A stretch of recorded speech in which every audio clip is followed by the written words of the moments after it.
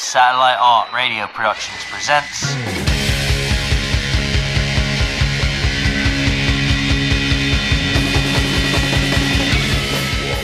Autopsy of the Devil's Brain, an introspective retrospective of the seminal psychedelic drug-damaged classic record, Into Death in the Future Ed. This is Dr. Skekshun Delo, and for the next 38 minutes I will be doing a post-mortem examination of this classic record by opening up this body of work, dissecting songs, and doing an internal examination of the original multi-track tapes. I will be doing an inquiry with band members and important people connected to this recording, all performed under the legal authority of the archive crypt keepers of the Flaming Lips. Let us begin.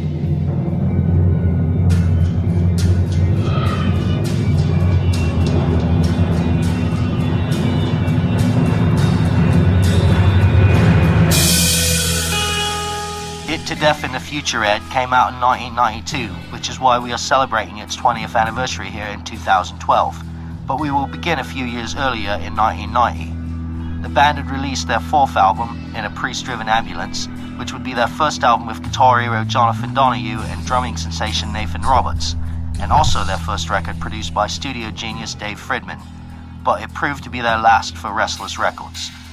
Distribution for the record was poor, as the label was pouring all of their money and resources into the new record by a former teen idol. Wayne Coyne remembers. David Cassidy of Partridge Family fame, his big comeback, if you can believe that. So that seemed to not work very well, or seemed to tie up everything that they were a successful company. You know, they had quite a few things that sold. I don't remember what all it was, but I remember they had the Poison record, and they had things, you know. It wasn't like they were some desperate little company. And I don't think we were very savvy anyway, you know. We just didn't like the label. We just thought there's a bunch of stuff on it that was all cheap. You know, in that we didn't like them in the sense of the music that we were associated with, but we liked them because they were at least a viable enough label. You know, they could give us money to do stuff. Even our first record, they gave us a couple $1,000.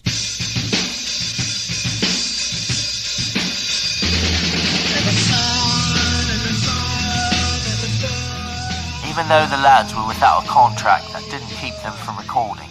A series of demos ranging from full tracks recorded at a practice space to more professional 8-track recordings at Alien Studio in Norman were laid down at this time.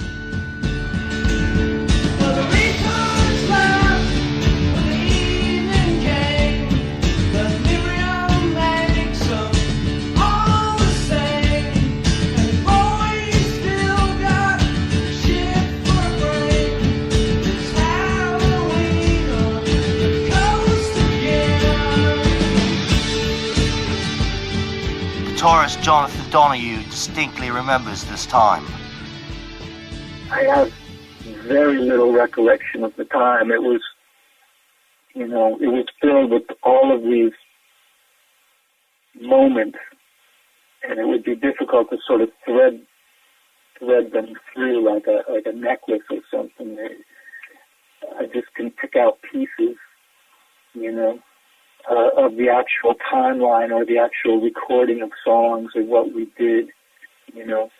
But I mean, one of the most precious things about being in the Lips was the encouragement that Wayne had for other people's opinions. And I know it wouldn't always seem that way when you meet the man on the street and just talk about anything else. But when you're close like that, there was a great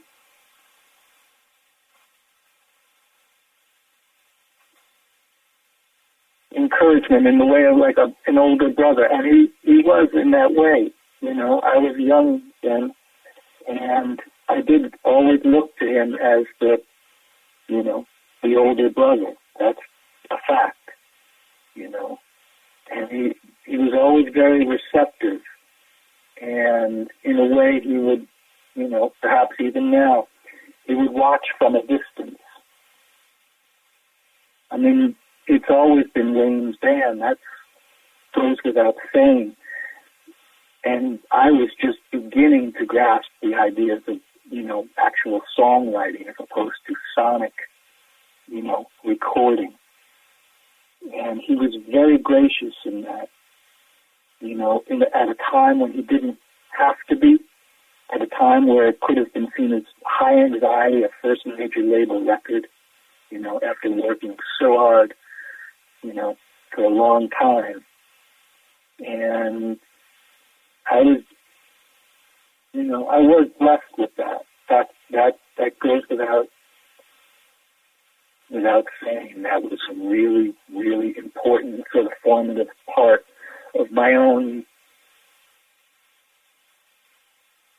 psyche in dealing later with my own group and the way that I would,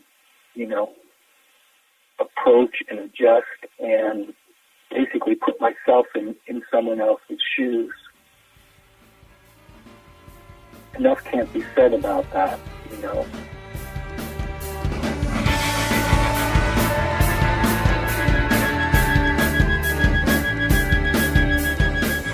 boys weren't without a contract for long, however. Several labels were interested in the group, but two freaks at Warner Brothers had the enthusiasm the Lips were looking for, and they ultimately signed with them. Then intern and future A&R rep Dave Katznelson recalls introducing the band to the label. I have been a fan of the Flaming Lips since the first EP. San Francisco was pretty amazing because it was one of the first cities to latch onto the Lips, and there was a record store called Revolver Records here in San Francisco that had an in-store for them, and they drove all the way out for one show. I think they were playing with Jason and Ray Shane at the Ivins. And I walked into Revolver as they had the in-store up still, and it was just, the walls were lined with the original EP, and that image was so amazing to me. I was just drawn right to it. I was 14 at the time, or 15, and I went and bought it, and I was a fan ever since. So when I worked at Warner Brothers, my job as an intern at the time was to bring them bands that I liked and to have my boss, Roberta Petersen, listen to them. And they were my favorite band before I started interning at Warner Brothers. So when I was interning there, it was the obvious band to really push. I mean, Roberta is a visionary, so she heard it and got it right away and definitely flew out. I was the one who was persuading her to do so for a while. Roberta quickly flew to Norman, met the lads, and saw the infamous show where they nearly caught the club on fire and the lighting tower fell over on Michael's head. Mr. Katznelson picks up the story. When Roberta, so I didn't know exactly the date that Roberta was flying out. I was in college at the time, and I was actually writing my honors thesis in English, thinking I was going to be an English professor, and not knowing that she was actually in the middle of America, seeing a crazy show and almost getting burned to death. I found out about it because when she was in the Dallas airport on her way back, she called me and said, I just came back from seeing the band, they're amazing. I want to sign with Warner Brothers, and you have a job as well now, too.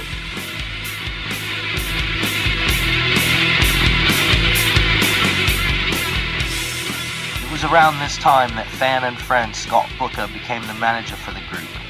Let's hear his story.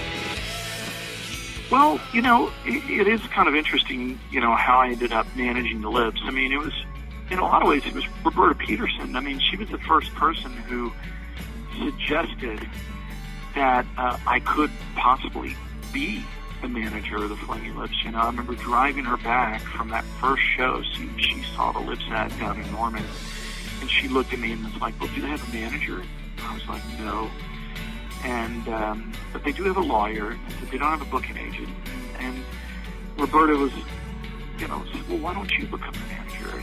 And in a weird way, it really was kind of the first time I considered that as a possibility. But I never asked the band. I was too shy in a lot of ways. And, I didn't feel like I wasn't sure I could. And I remember her saying to me, it was like, they trust you, and you know how to talk to people, and I like you. And she was like, and that's good enough for Warner Brothers, so, there never was any, formal request from the Flaming Lips for me to be their manager. I mean, when the time came for the band to sign their contract, they invited me to go out to LA with them. And, I was just blown away, the idea that I could go out and see Warner Brothers Records, because I was not only a fan of the Flaming Lips, but just a fan of, music and the music industry and that whole thing in general. And to think that, you could meet Mo Austin or Lenny Waronker, these legends, when I, in many ways, didn't really have a reason or right to. I was just blown away by the concept of that. And after that trip, we came back, and I still was helping them, do different things. And really, in a lot of ways, part of it was that I was working at a record store, and I was always there, and I had a fax machine, which was kind of a big deal. And, I just kind of ended up being the person that helped them. And it wasn't until weeks later when I think it was Jonathan, I heard on the phone just one day say, to someone, well, you should talk to her manager, Scott. And that was how I became the manager. There was no, you're our manager, and this is the deal we're going to do, and all that. It really was just we were all, there was no deal to be had in a sense, because none of us were making any money in those early days. And it really did just start with, hey, we're just doing this, and I became the Flaming Lips manager.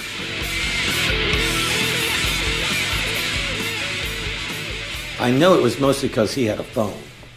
And so, if we were going to give somebody a number to call, it would be his number at his house.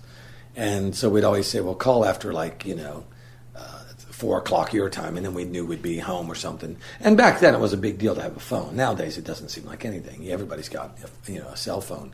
But back then it was a big deal. And since we didn't really have any very permanent place that we were living, it seemed... And that is the beginning of what a manager does. A manager he's managing something. We needed someone to help us be stable and to take phone calls and for there to be a place to send things to. And he was that. And so, a lot of times people will talk about, we need a manager. Other groups will say, we need a manager. And I'll say, I don't think there's anything to manage right now. No one is trying to sign you. You're not making any money.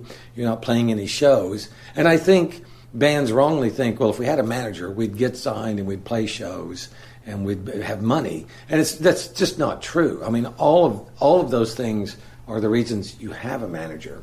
We got signed to our very first record deal without a manager, and we got signed to our second deal for Warner Brothers, the only 2 deals we've ever had, without a manager. We got Scott once we had the deal, he became our manager after we got the deal. So, and a lot of people will think, well, that's why you got these deals, because you have this great manager. And well, he wasn't a manager at all. He was simply our friend. And because we had things that needed to be managed, he was perfect for the job. And now, as time has proven, he's really great at all those sorts of things, organizing and being patient and looking ahead and trying to be, trying to take the right amount of risks and stuff like that. But, back then there was none of that was even available. It was just, we needed just something more stable, because we didn't know where we were going to be, even where we were going to live.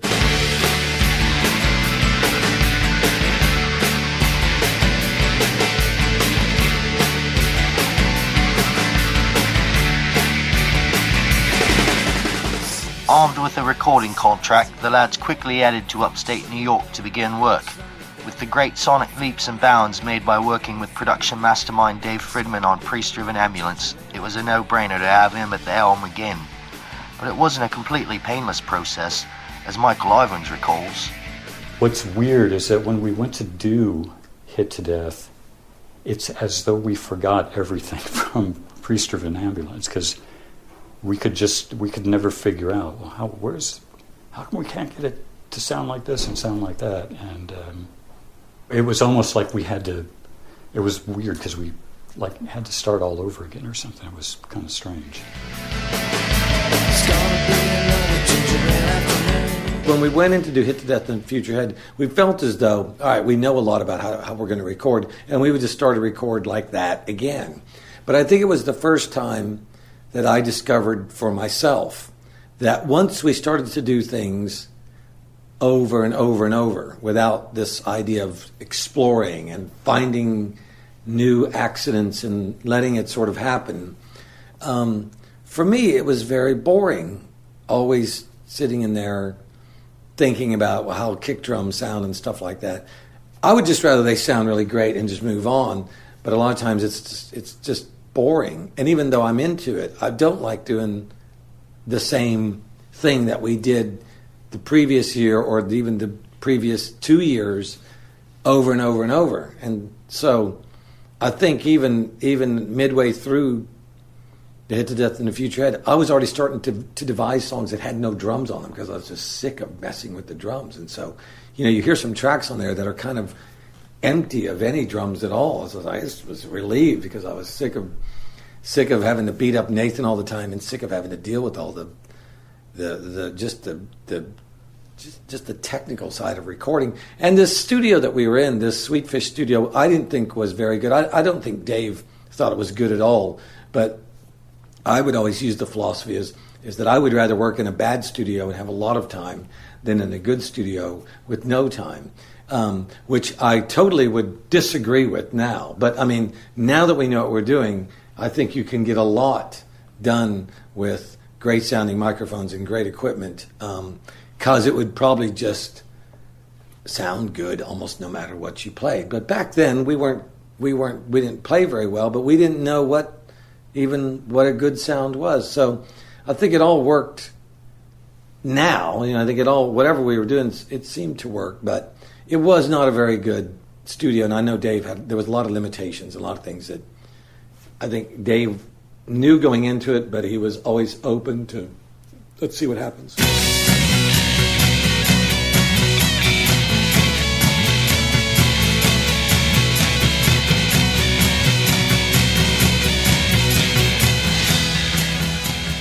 Initial production issues aside, the band began cranking out songs at a rapid pace.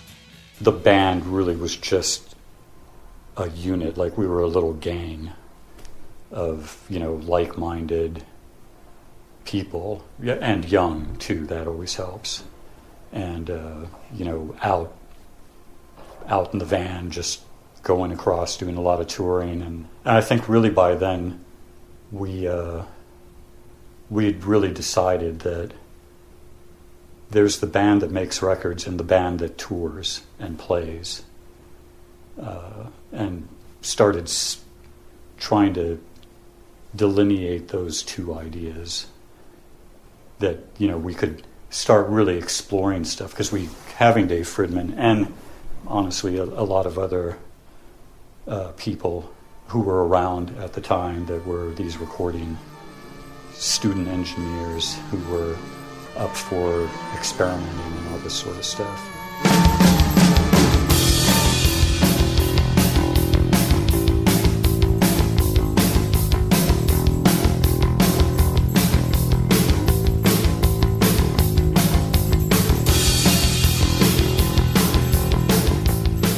One of these student engineers was Keith Cleversley, who worked on the majority of the record with Dave and eventually became the band's sound man.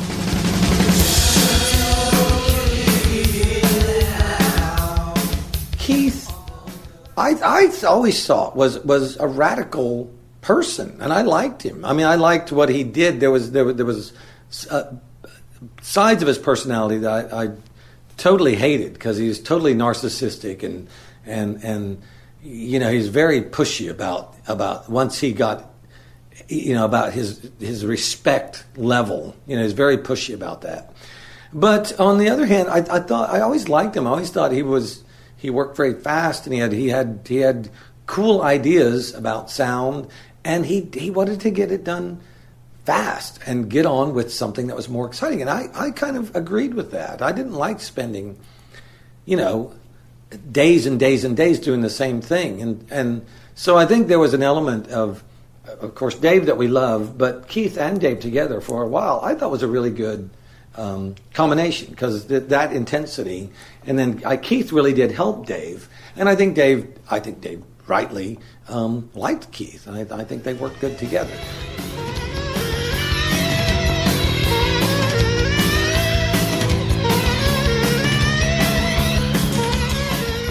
Upon hitting the studio, the first song they began laying down was a song called The Body's Dead, Long Live the Ed.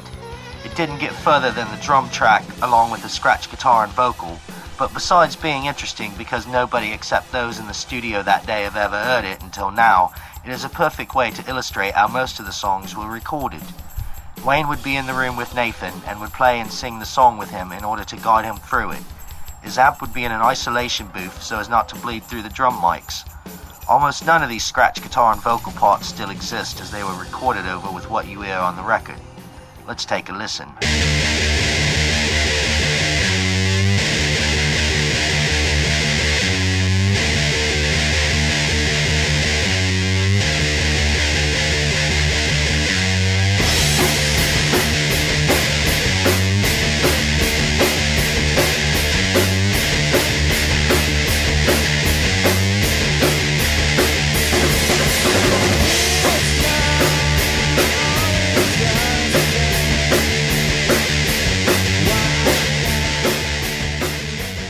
In this bit, I've isolated Wayne's vocal mic.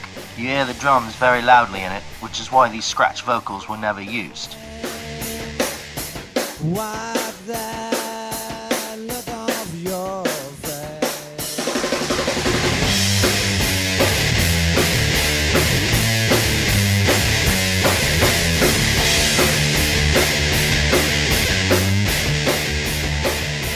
They quickly moved on to a song which they did finish, called Frogs. We will examine the multi-track tape for a moment and hear component tracks and a few things that were buried in the final mix.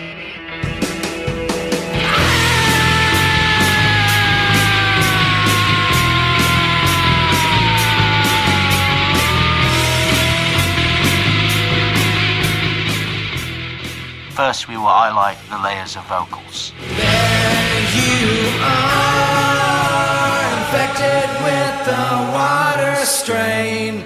Wash your car. Fish and frogs come screaming down like rain.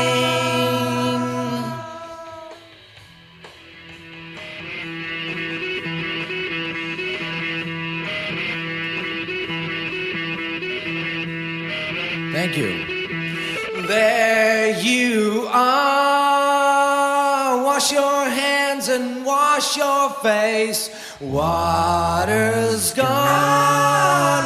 It's vaporized and gone to outer space.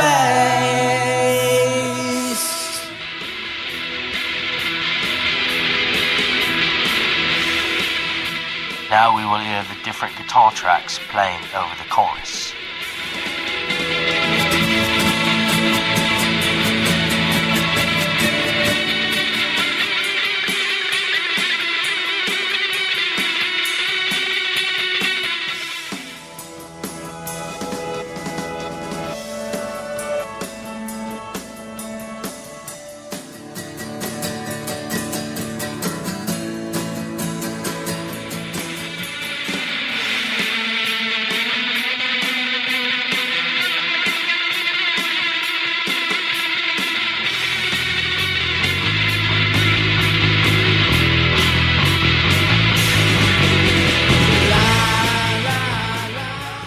The song became the second single off the record and became a favorite of many fans.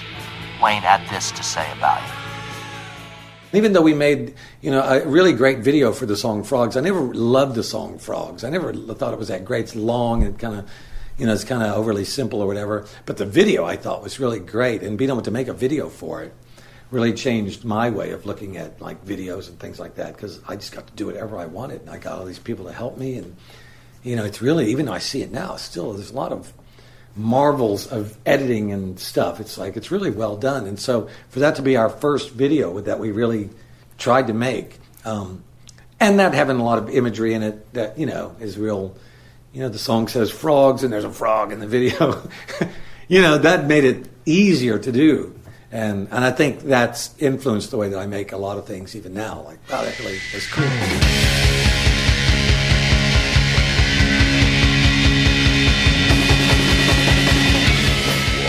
The first track off the record is called Talking About the Smiling Deathporn Immortality Blues Everyone Wants to Live Forever, and this is the next song we will listen to the multi-tracks of.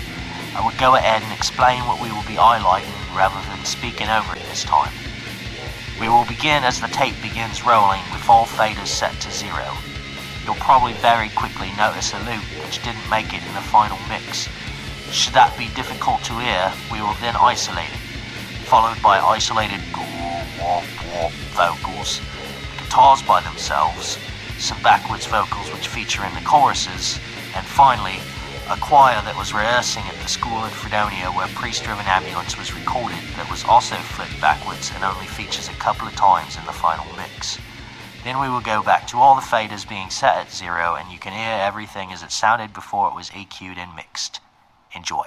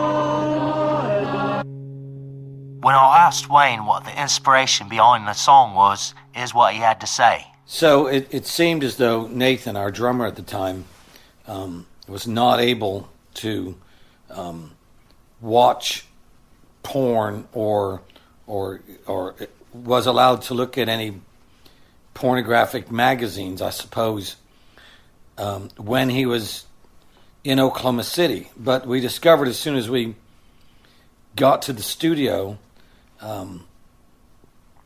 he would go down to the store and buy or rent as many of these VHS porn tapes as he felt like he could watch within a 24-hour period, and then take them back and get another series.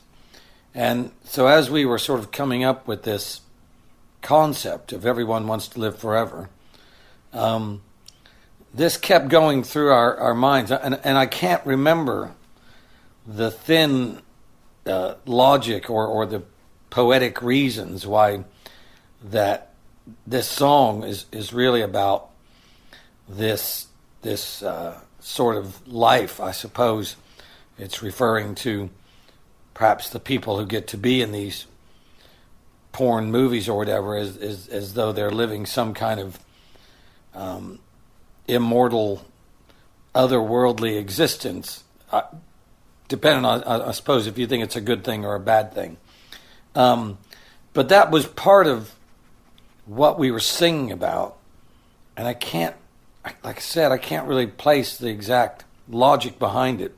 But when I hear the song still, it evokes the memories of this upstairs area where Nathan Roberts would, virtually every second that he wasn't playing drums on one of the tracks, he would be up there smoking and either watching some porn on the television videotape or looking at a magazine. It was absurd and still is pretty funny when I think about it. Next, we have a track which did not even make the record. It's called 0 to a Million. Since it's an unheard song, we will just listen to a bit of the final mix rather than going through the tracks. If I was 0 and you were a million, well, I gotta catch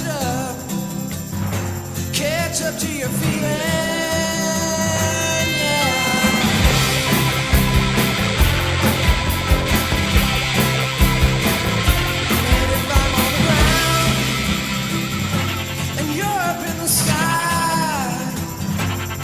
Some other planet, you're at least a million miles up in the sky. I know way, I go from 0 to a million, 8 seconds right my way. So days, I go my own way.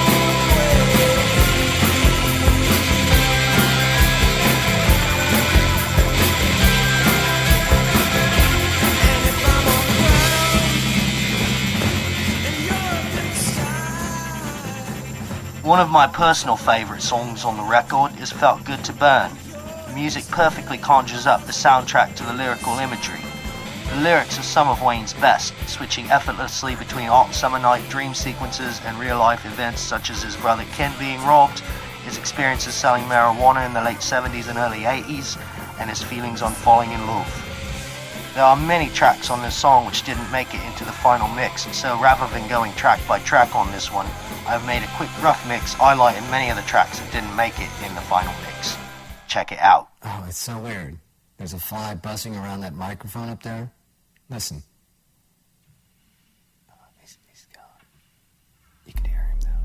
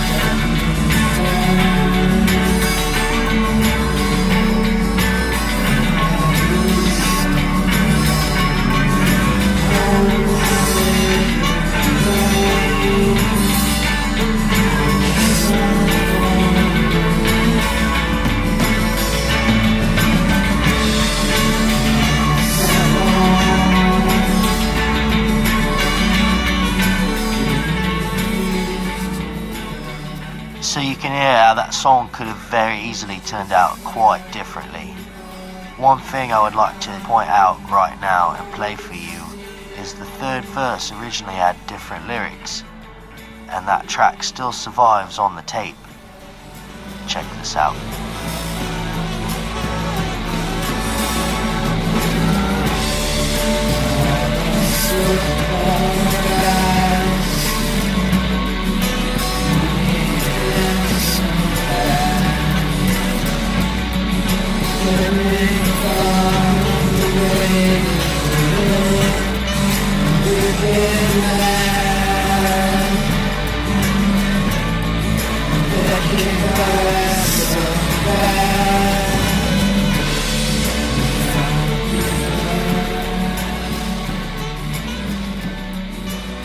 We won't be hearing multi-tracks of all the songs, otherwise we would go over our allotted 38 minutes, but I have listened to all the tapes that still survive, and suffice it to say, every song on the record could have ended up sounding very differently. Jonathan explains how the final mixes came to be. Now, the thing that was really crazy about Hit to Death, and I know that you've been to Tarbox and that you've seen all the gear there that Dave has, and so have 1,000 bands since he's opened. And here's the funny thing about it is when we began recording Hit to Death, and in part on Priest-driven, but mostly on Hit to Death, the budgets were bigger, and when the budget gets bigger, so do the mixing desks. They get longer, don't they? And they go from 24 tracks up to 48 tracks, and they keep going. So when we were recording these songs, there were more tracks to record on, so we'd record more tracks. And then it came time to mix. And this is really crucial, and it's really funny as well, is that instead of just the mix engineer sitting there and doing all of the fader work and pushing buttons and knobs, we would all go up to the desk and mix a song together. Myself, Michael, Wayne, and Dave. There'd be four of us, sometimes even probably Nathan. And we all have our own little fader groups together, and as the song would play back from the reel to reel, each person would be in charge of their own faders. And you'd be, some songs were longer than others, and you'd be inching your own way up, and all of our personalities would sort of be shown in this 4.5 minute time segment here, because Michael would generally have his faders, and he was always the solid one. He would hold his ground, and he would just be a very fixed anchor. And Dave would be sort of watching the red lights go and this and that. And then Wayne and I would be sort of shoulder to shoulder, inching our own faders up, watching the other one. And he'd say, "Dingus, what are you doing?" And my fader would be way up. I'd say, "Nothing. I'm not doing anything." And meanwhile, he'd be inching his own up and sort of shouldering me. And it was really fun. It was, each mix had its own, what's the right word?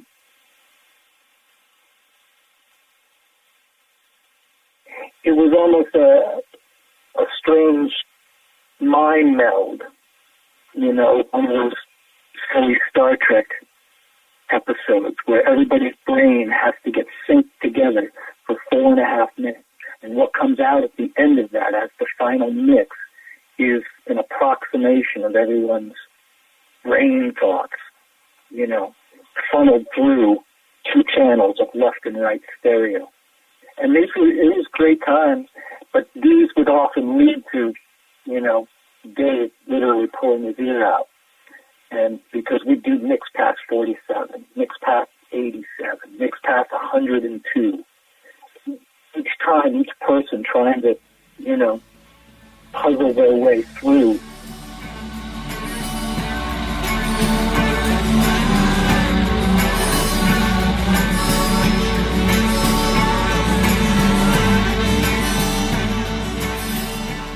Another song what took some major twists and turns during the recording process was The Sun.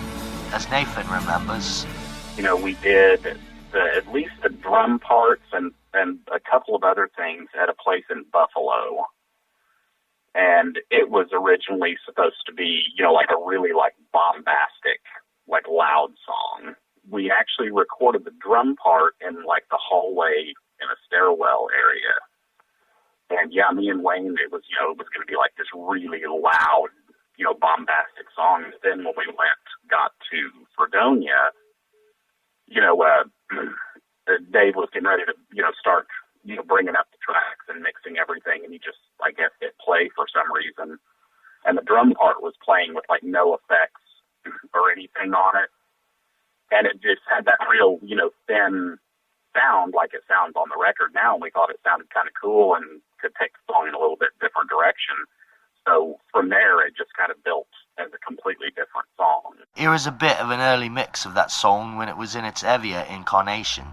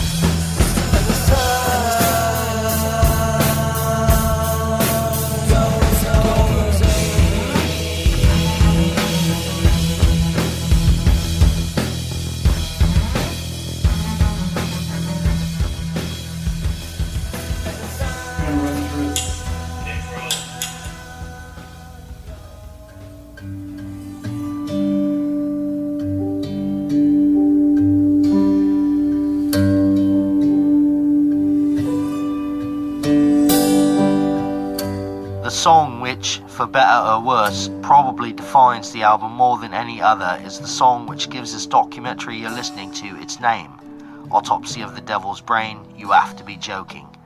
Not only is it a huge step forward musically for the band, but this caused the release of the album to be held up due to a sample of a piece of the score from the movie Brazil contained within it. The art of sampling goes back to the 1940s, but it was popularized with the hip-hop genre. As hip-hop became commercially viable in the late 80s and early 90s, a series of lawsuits were brought against hip-hop artists and producers by the original songwriters and performers whose works were being sampled, who wanted what they felt was their rightful share of money. But I'm getting a bit ahead of myself. First, let's listen to Michael and Wayne tell how this sample became part of the song. I remember there was a lot of time that we were able to we would watch movies. A lot of movies, which just seems weird now that we just have this work ethic of start at noon, end at midnight, and there's nobody's playing video games or watching movies. It's just go, go, go. Even in the way that it happens now, we don't know, where this inspiration is going to come from or what sound is going to crystallize this stuff that you're doing. And previous to that, we had used samples, and it didn't really matter because no one was going to check on them. There was no department or anybody that was going to lose their jobs if we didn't do something right. And so to me, it was just another way that we made songs. We'd hear something. And I remember hearing it on the TV while we were mixing the song. I mean, that's how ridiculous it was back then. We would be watching a movie while we're mixing a song. I mean, it's hard to believe now, you know what I mean? But we'd be doing both at the same time because it was just so long and boring or whatever. And so we were making this song, You Have to Be Joking, while this thing played. And we all sort of stopped and be like, wow, that really worked great together. So I think we just said, well, why don't we just do it? And I think Dave probably knew there was going to be, this is going to be a little bit of a dilemma, don't you think? And, of course, I was always like, we'll work it out. Who cares? Because, I mean, to me, if the music is cool, every fight that you have to do is worth it. But if the music isn't cool, the fight that you have to do is just, it doesn't matter what the fight is. So I always kind of go in the way of let the music win, and, the bureaucracy and all the other battles will hopefully work themselves out. But I think if someone would have told me that it would hold up our record and perhaps compromise, the way that you guys could make money and could promote yourselves for the next couple of years. And I probably would have said, oh, fuck that, But, I really liked the song, and you couldn't predict that it was not going to get fixed within a week or two or something, And I still say, given what it was and given the resources at Warner Brothers, I see no reason why they couldn't have done it in a couple of weeks, And nowadays, we would just simply do it ourselves. We would just say, well, we'll go, if we want it, we'll go fix it up. But back then, it seemed like, well, we were powerless, and they were all powerful, and if they said it was this, then we believed them. And there was a lot of, I believe that was the time when sampling became an issue for everybody. I think previous to that, people didn't know where everybody stood. And then after that time, suddenly everything changed, boom, that now if you had a sample, it was a big, serious issue. And so, so maybe that was, in the big picture, that was a bad move. I think the song stands now as that's a great atmospheric sound back there that I don't think back then we probably couldn't have redone it with it, with that sort of thing in mind. I decided to test his theory and made a quick mix of the song without the sample. As you can hear, it's still a great haunting piece of work, but it does lack a certain something. Check it out for yourself.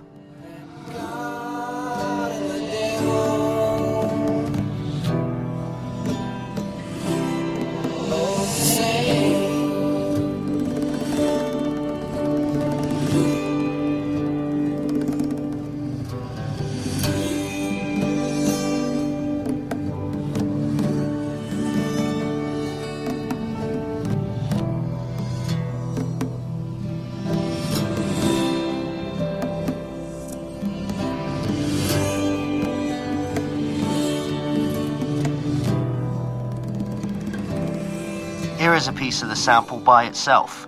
As you can hear, it has been flipped backwards, which adds to the eerie quality of it.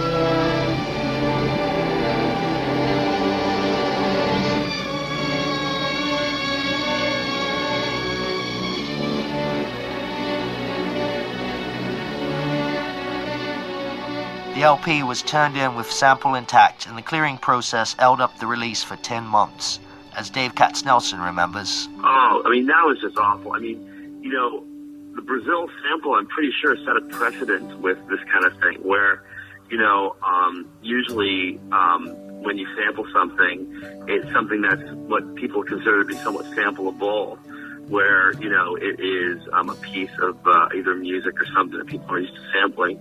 Wayne had taken this from the television, and if I'm right, there was something within this, there was a sample within the sample, and it was just like this, horrid thing. And I partook in it as much as, you would literally get to work in the morning, make your phone call to the Warner Brothers attorney, find out where it was going. Some of the time it's getting irritating response like, God, you called me yesterday, give me a break, and then go from there. And it just went on and on and on. And again, I was a first-time A&R person. I didn't have any other bands at the time. This was my one thing, which, ramps it up even more. I so wanted to get that thing out. I so wanted to get Death in the Future Head out to the world and to, start my thing, as an A&R person, and it was just impossible and infuriating. Manager Scott Booker adds further insights into the trials and tribulations and frustrations of getting the sample cleared so the record could be released. Warner Brothers was on a 2-week album release cycle. So every 2 weeks was when they put out Warner Brothers releases. So each week that we didn't clear the sample, the record was pushed back another 2 weeks. So Warner Brothers were really the people that were trying to get the sample cleared, but I got involved as well because it seemed to be moving very slowly. And what happened was, and there's a lot more of a backstory to it than most people would think about in a sense, but the sample was from the movie Brazil, and Terry Gilliam and MCA, who were the people who put out the movie, did not get along very well. In fact, there's a documentary talking about how, this was a horrible relationship between them. And this was all going on kind of right around the time or shortly before we were working on getting the sample cleared.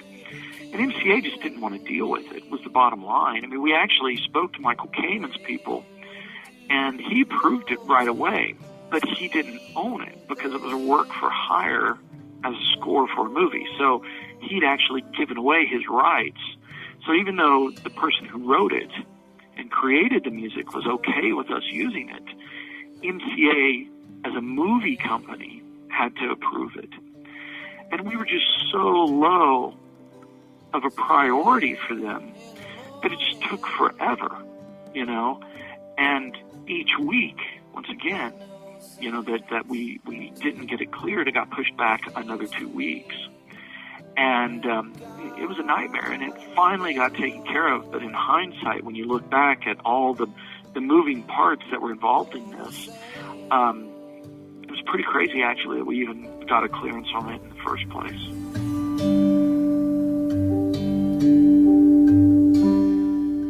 This would prove to be one of the last songs finished for the record, as the sessions abruptly came to a halt when assistant engineer Keith Cleversley was arrested for selling drugs. Nathan remembers that day.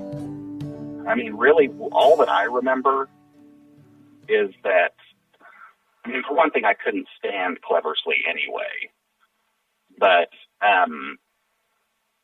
all I remember is that we had a special phone line put in for ourselves that we could use. And when I would call home or something, like right after, like my girlfriend or whatever, whoever would pick up the phone and I'd start talking, after about a minute, it would sound like somebody hung up the phone, like there was somebody listening in on another line, but we only had one phone. And I kept thinking that was strange. And then I remember Jonathan was on a call to somebody, and he came in kind of looking strange, and he was like, it was the weirdest thing. I was talking to so-and-so, and it sounded like somebody was listening in, then it sounded like a phone hung up, and somebody said, like, oh, no, this isn't the one. Like, or, they heard somebody say something that wasn't in on the conversation. So he started thinking that was kind of strange. And then just the next thing I remember is I woke up one morning, and I went upstairs to there was kind of an apartment upstairs, and there were these two men in there, plainclothes guys, and I kind of looked at them like, I think they'd been having some troubles with the air conditioning and stuff, so I just thought they were like repairmen. And I was like, oh, hey guys, what's going on? And they were like, this is a bus. And I was like, oh yeah, really? And I went to reach in the refrigerator, and he was like, sir, keep your hands where I can see. And I was like, oh, holy crap, this is a bus, So next thing I know, they were actually really nice to Keith. They let him change his clothes, and he had a nipple ring, and they said, you're going to need to take that out. And he was like, I just got it. It doesn't come out. And they were like, well, it's going to come out, so you may as well take it out here. So he took off all his piercings and all that stuff, and they hauled him away. And I just know that we literally got in the van that night and took off, because we didn't want to be subpoenaed or anything like we knew. But none of us knew anything about it. I mean, we didn't know he had been dealing drugs, anything. So, yeah, we were completely clueless on it. But I think they, Wayne and Dave may have gone in and done a little bit of tweaking, but I think at that point it was kind of like we were pretty much done, and we just thought, okay, this is a sign that we need to get the hell out of here. So, yeah, we packed up and just left. We didn't want to get, stuck there, if we would have gotten subpoenaed, because none of us really did know anything. So, but none of that ever happened. So I guess they could tell from the tap phone conversations that none of us knew anything. So we weren't too worried about it.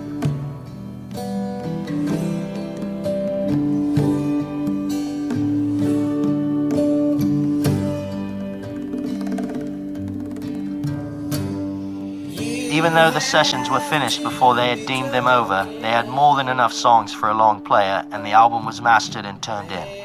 When it became evident that the sample would hold up the release of It to Death in the future, Ed, they quickly put together the limited edition EP, Yeah, I Know It's a Drag, but Wastin' Pigs is still radical. The Wastin' Pigs EP featured the first taste of the recently completed album by including Everyone Wants to Live Forever, along with a cover medley of 2 Echo and the Bunnymen songs and a demo of the song Jets, Cupid's Kiss versus the Psyche of Death. This EP quickly became a collector's item and regularly fetches more than $50 on eBay. Interestingly enough, the band had recorded a fully produced version of Jets during the It to Death sessions, which was left off the record. Unheard until now, here's a piece of that recording. Come on down, I found me some way out. Come on down, I found me some way out.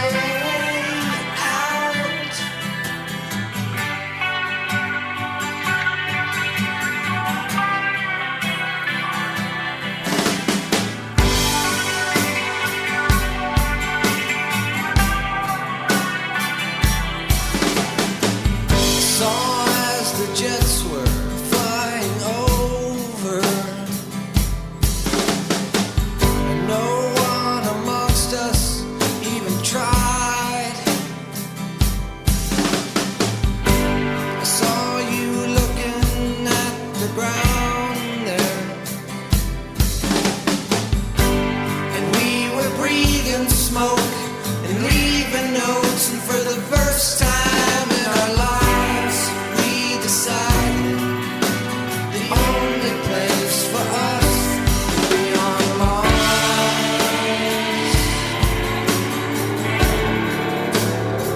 or in the back of the bus.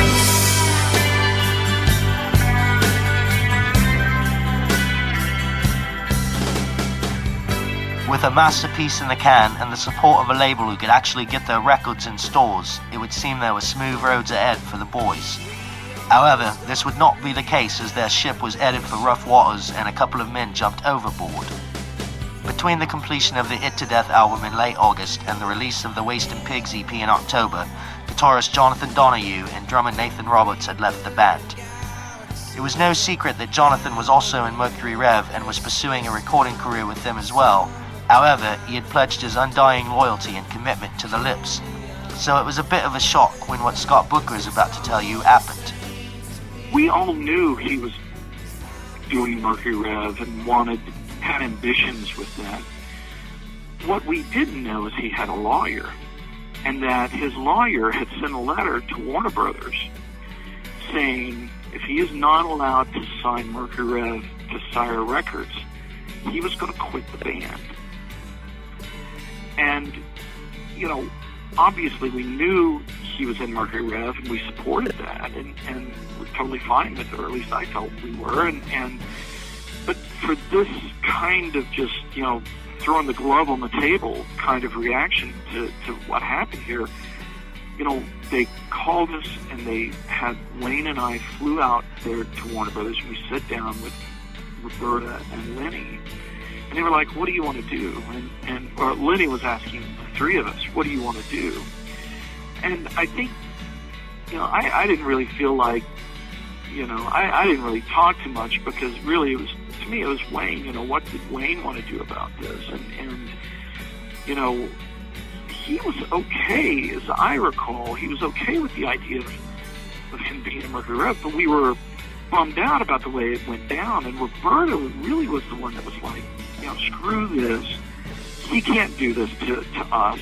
This isn't, you know, right. And she's the one that kind of drew the line in the sand of like, well, fine, quit, you know.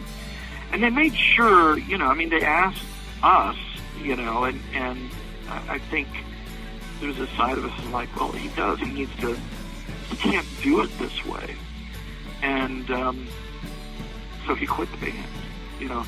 And there was also, you know, you got to remember there was inter-label politics as well, because at the time Sire was also part of Warner Brothers Records. But ultimately, I think it offended Roberta that the way he did it. I think it really bothered her even more than it did us. the funny thing about this whole scenario is simply if he would have gone to Warner Brothers and asked, as opposed to threaten them, they would have let him done it. I have no doubt that if he would have went to him and said, hey, you know, can I put this out on Sire? And if they would have asked us, and I can't imagine we would have cared. But what happened was he really, you know, pissed off Roberta, and Roberta was like, no, this isn't, you know, this doesn't fly. And Warner said no Warner-affiliated label can put that out. So that's how I ended up on Columbia. I asked Jonathan why he quit the band, and this is what he had to say.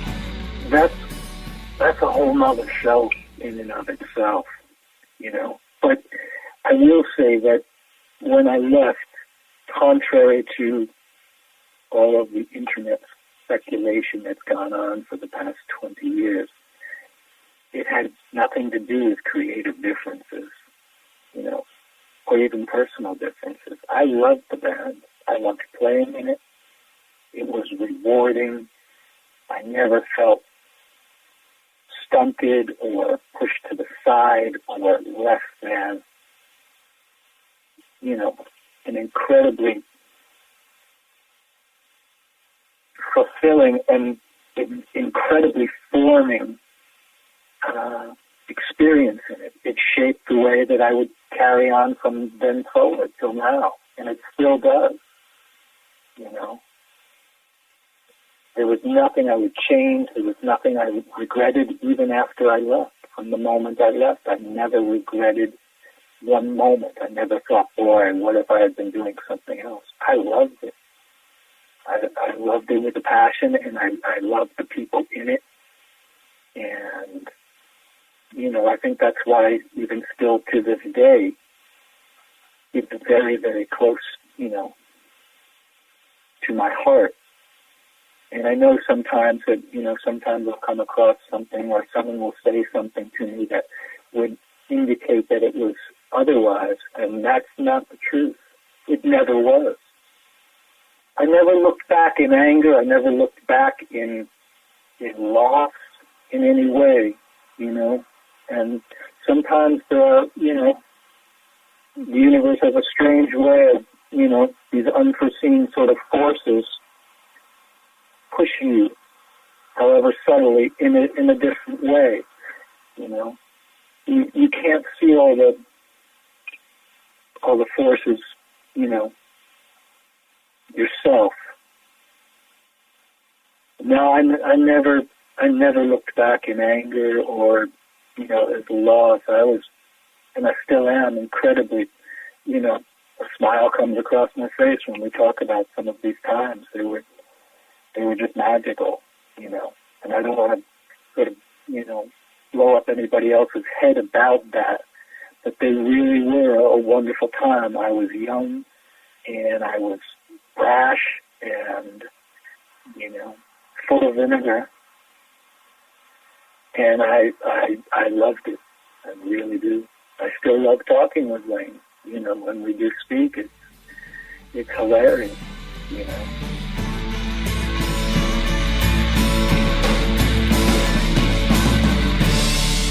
The reasons for Nathan leaving were comparatively more cut and dried, and who better to tell you those reasons than Nathan himself? Well, I was about to get married, and I didn't. But the touring thing was just that didn't seem to be working. The records weren't really going in the way that I thought they should. Wayne and I were just constantly butting heads, and they were kind of starting to go in a way. I was really confused when I joined the band because I was a huge Lips fan, and up to that point, you know, they'd pretty much done kind of psychedelic punk rock records. And so I come in, and all of a sudden we're doing this more almost art rock kind of, you know, just a completely different direction as they had done before that. And, you know, I came in thinking, okay, I'm going to join. We're going to do another, you know, telepathic surgery type record or whatever. So I just really didn't know where they were coming from. So I kind of just, let them kind of do their thing, and I did my thing, and, I kind of tried to, I just hang on as hard as, as tight as I could and hope that I wouldn't get lost. Then I just got done with it. I called Scott and told him I was done. And, within an hour or so, Wayne was knocking on my door, and Michelle was with him, and I don't know if you knew that, like, Michelle and I even went back to high school together. We were, like, best friends in high school, so we had a long history, before this all happened. And so she was in there, she was bawling her eyes out. Wayne was threatening to beat my brains in with a tire iron. He was loading my drums up that I'd gotten that endorsement thing with Yamaha. And he was loading my drums up, and it was just a bad scene. And I was just like, I was just done. I'd had enough. But then even after that whole thing in my apartment, I was like, I walked downstairs, and he even walked to the car, and then walked back and was like, hey, why don't you think about this for a couple of days and let me know? I'm like, oh, okay. So, but that was pretty much it then. And I think also I had become so disenchanted with it that I think if I wouldn't have quit, I think within at least a few months, they probably would have ended up kicking me out anyway. Because I had just become completely just unamused with the whole process. So, like I said, I was pretty checked out anyway by that point. But, I think if I hadn't have quit, they probably would have, if I hadn't have changed my attitude, I think they probably would have ended up kicking me out.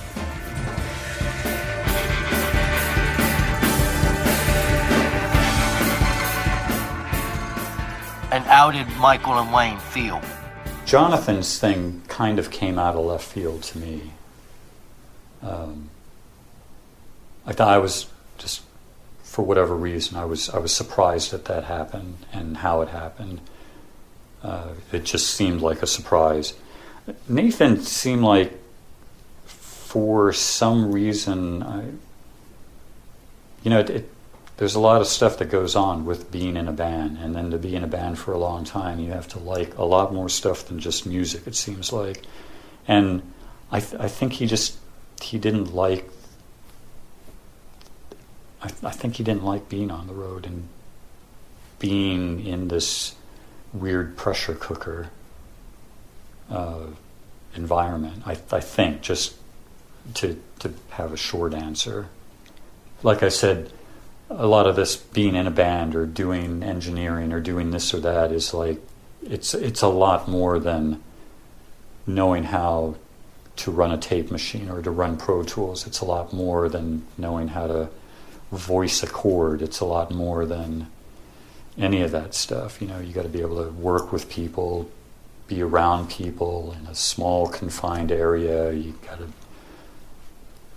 not be in a place that you might call your home for long periods of time.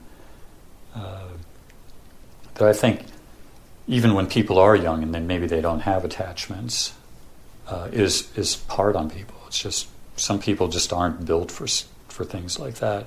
Jonathan, obviously, you can see why he did what he did. It's not making a judgment or anything on it. He just was on his own path of where he was just going to go do his own thing anyway. I mean, Nathan quit, but we were already sick of the way Nathan was anyway. I mean, I always liked him as a person. I always thought he was funny, but he was very disillusioned about becoming a rock star. And once we got signed to Warner Brothers, I think he had so set up in his mind, I think he just thought immediately he was going to be famous and he was going to be rich. And we would try to, get inside of his head a little bit and be like, well, what are you thinking is going to happen here? But in the end, he drank a lot and he was lazy and he was not really a very creative drummer. He just did whatever he had to do, and he would just go and watch a lot of porn and drink and stuff. So I think he was getting other offers of groups to play with him since he was in the Flaming Lips. Other people would say, you want to play with us? And I feel a little bit sorry for him because I don't think he ever realized how much being in a group where we're moving and organized and doing stuff was helping him, because I don't think he really did anything ever after that. I don't even know if he ever played another show. He just said, he simply just, I think he just lived in this afterglow of being in the Flaming Lips for a couple of years, and I'm not really sure if he played music even after that. But he never really, really loved it. It always sort of seemed like a vehicle by which he got to drink and do other things. It never really seemed as though the music, especially the music that we were making, was that big of a deal to him. And with Jonathan, like I said, I never really could tell, exactly if he was left. Even when Ronald left, after Clouds Taste Metallic, you always got the feeling that a week later, if he came back and said, "Oh, stupid, I want to be back in the group," that you'd say, "Oh, come on, it'll be fun," So I never really thought about it too much. But I did, little by little, I did feel a sense of relief that it was going to be my trip. And then, like a lot of things that happened to us, it wasn't very long before other people came along and said, "Well, I'll be your drummer and I'll help you." And so, you see, if we'd have been in this drummerless quagmire for too long, probably would have been a lot worse for us, But probably within a month or so, we were already doing something else. And just simply, moving on and saying, well, this is, we'll just do this. And I think part of that is Scott as well. Scott would always be very pragmatic, like, we'll just find another drummer, who cares? And I would always be like, we'll never find another, whatever. And he'd be like, oh man, there's plenty of drummers, who cares? And he would always stand by, it's like, it's you that matters. If you're the one doing this stuff, and I still don't even believe that truly now. But he would always be the one that's like, if you're making the music, it'll be the Flaming Lips, and it doesn't matter. We'll get a drummer, and the world won't even know. They won't even care. And so, in that sense, I think it gave us these big moments by which we had to believe in ourselves or help believe in ourselves. Help some mechanism by which we get to believe in ourselves. And but a lot of bands go through those things, a lot. But as it went. Turned out pretty good.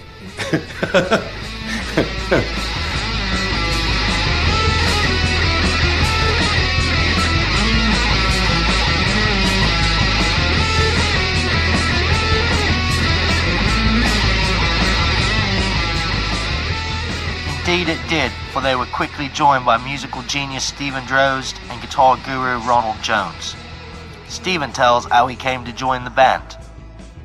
I played in a bunch of bands, and none of them did too much, but the last band I was in were from Norman, Oklahoma, and but they lived in Austin at the time. This band called Janis 18, who I really loved at that time, and I joined that band, and they got sick of Austin, so they wanted to move back to Norman, and I was sick of Austin, or thought I'd be dead in a year if I stayed there.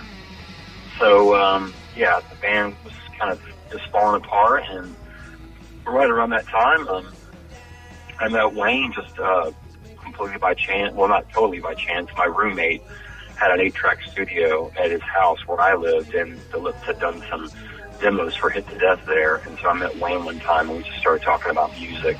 And, I was kind of starstruck at that point because he was kind of a local celebrity, And I'd only recently, in the last, 6 months or so, become, a big fan. But I became a pretty big fan right before I met him.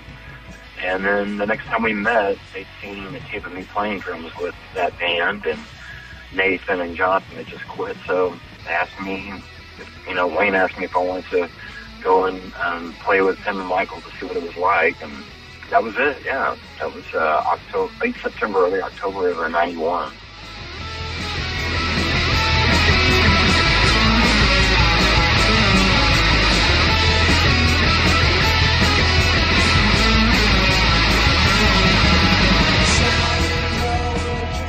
With Stephen and Ronald on board, the band were off and running. By the time It to Death in the Future Ed was released in August of 1992, they had already recorded and released several songs on compilations and singles. By January of 1993, they were in the studio recording their next album, Transmissions from the Satellite Ark. And this is where our story will end for now.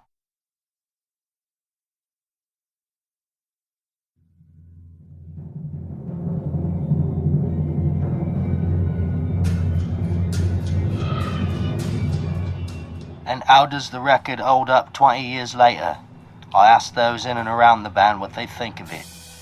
Multi-instrumentalist musical genius Stephen Drozd had this to say. Well, I'll say underlooked and overrated, or overlooked and underrated, you know? I mean, because I guess for a while, because when I heard, you know, I had a crash course in all the Flaming Lips music when I joined the band, and they gave me the record to learn the song from the record, so I heard it before anybody, you know, except for the band and their friends, you know. And at that point, I knew Pre-Straight Ambulance pretty well. And I think a lot of people thought it was an extension of that, but, you know, when I hear it now, it doesn't really sound that way to me. It seems like a, you know, the combination of Wayne and Jonathan, it seems like they got some new place working together, whatever that was, and, you know, it was like a new kind of psychedelia that I wish, you know, we didn't really... You know, when Ronald and I joined, the record we made after that was a lot more poppy, and not poppy in a bad way, but just not as weird, you know? It's just pretty weird, and there's like a few songs in there that just kind of, I think, exist kind of on their own. They don't have counterparts, you know? Like, you know, Hit Me Like You Did the First Time. I can't think of a song that's like that, really, you know what I mean? And, you know, Halloween on the Barbary Coast, it's just a weird song, and, you know, Felt Good to Burn, that's one of my favorites for sure. It's just like I think it's a masterpiece of, like, you know, studio recording and studio, you know, making a recording in the studio that you couldn't really play that live, at least without samples and loops and stuff. It's just really weird, and, you know, I get some moods out of it that I don't think the Flaming Lips ever really did again, you know? I mean, on the records before that or the records since I joined the band, and I really love it. I mean, I think I probably like Priest more, but I think there's probably more interesting songs, more interesting sounds on It's Death in the Future Ed, you know. I don't know, maybe if it came out like 3 or 4 years later, people might have liked it more. I mean, it seems like everything was so mired in, like, what was happening with grunge and, you know, I guess if you want to call it that. It just seemed like it was just too weird for people at that time, you know. There wasn't like I guess maybe Frogs could have been like a simple and plain enough song to be like a MTV thing, but, you know. But yeah, I really love it. I think it's aged really well. I think it's aged better than a lot of the other Flaming Lips stuff for sure. So, yeah. Drummer Cliff Scurlock said this. Well, I'll agree with Stephen.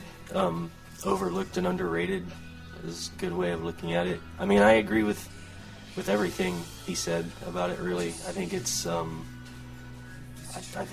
probably the most underappreciated record they've done, even amongst the members of the band. Just talking to Wayne and Michael about it over the years, neither of them seem to think that overall it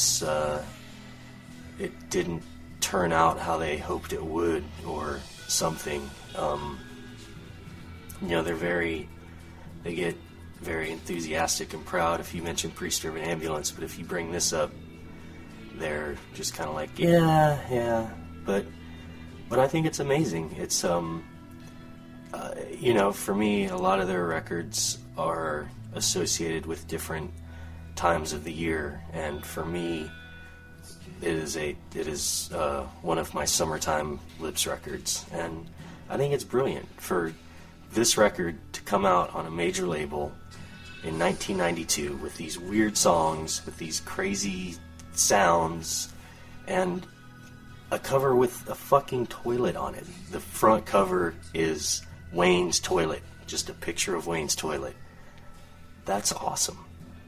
And I wish Wayne and Michael and other people liked it as much as they should.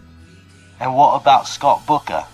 Every Lips record, you know, when they come out, becomes my new favorite Lips record, you know, and mostly because, you know, I hunger for new stuff. I want to hear these new things, and when you finally get them, it's amazing for a while. But frogs and talking about the Smiling Deathporn, Immortality blues, and all those, those are classic lip songs. I'm looking at the list now, and they all, each one of them, I just look at it and can hear it in my head, and it just brings you back to this moment in your life. It's pretty crazy, but I love that record. Former A&R man Dave Katznelson. I think this record is just like David Crosby's If I Can Only Remember My Name. It was a transitional record, but that doesn't make it a bad record. You know what I mean? And I think that it was a transitional record, but something that was a beautiful, beautiful bridge from one to another. It's a harder nugget to dig, but once you get it, it's good.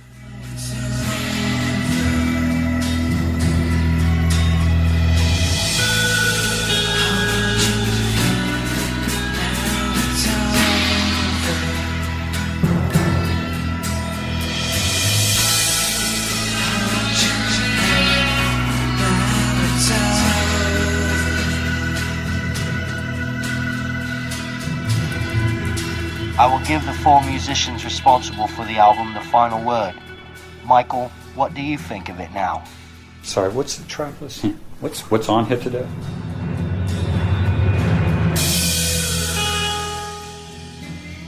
Jonathan, what do you think of the record now? Well, in listening back, you can hear you hear these little bubbles of time that take you back to a sound. Not necessarily the writing of it, the recording of it, the mixing of it, just the sound here or there, or a word or a vocal phrase will take you back. I love it. I love that. I love all the B-sides and the singles that we have done and the EPs and certainly Priest Driven as well. But then I loved, oh my God, I love the earlier records too, with the same closeness, even though I had nothing to do with the first three records. I still felt that they were really, really close to me, playing them and seeing them early on in the, in the mid-'80s.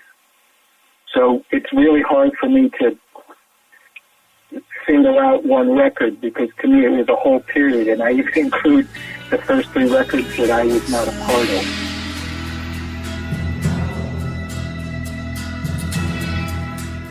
Nathan, what's your opinion of it?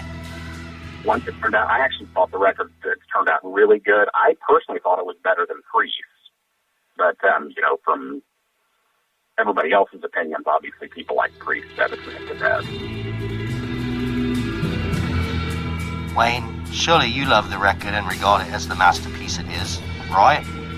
Well, now, you're always glad that it seems to stand outside of what you would think of as music that was made in the early 90s or even to come out in 1992. Some of it still feels like, what the fuck? Who is making this music? What are they thinking, Because it still seems like it's very sort of clumsy rock music, but still wants to be like spacey.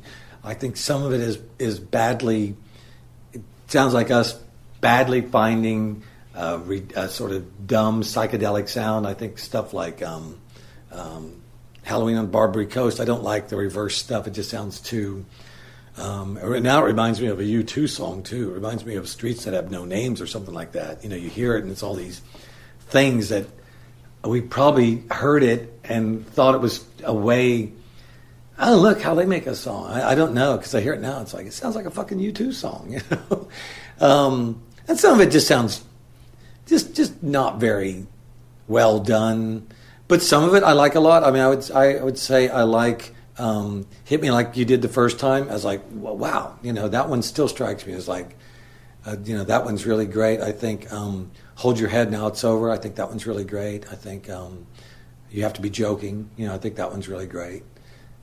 I don't know. I don't remember everything else that was on it, but some of them I don't think are great. So people want to hear those songs, but I was like, ugh.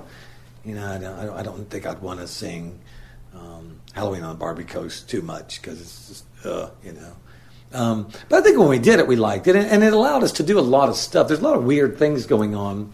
Not all of it works very well, but overall, I mean, I think it definitely is a weird record for us. But like I said earlier, I think it has this hodgepodge.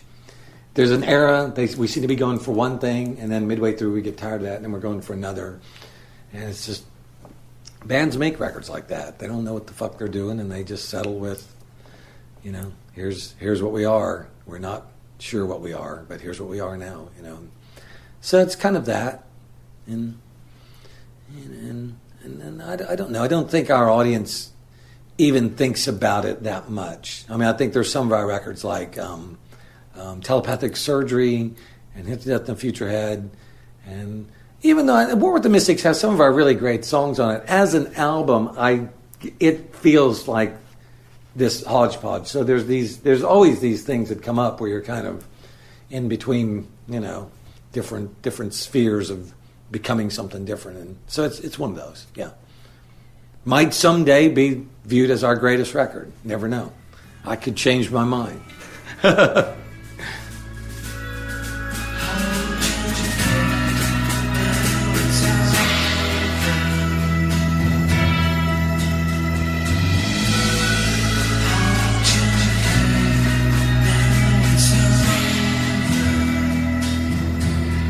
And there you have it. Thank you for listening. I hope you enjoyed listening to it as much as I enjoyed doing research, listening to tracks, and speaking with the people responsible. Special thanks to Wayne Coyne, Michael Ivins, Jonathan Donahue, Nathan Roberts, Scott Booker, Dave Katznelson, Stephen Drozd, and Cliff Scurlock for taking time out of their lives to speak to me about it. Until next time, this is Dr. Skekshun Delo signing off.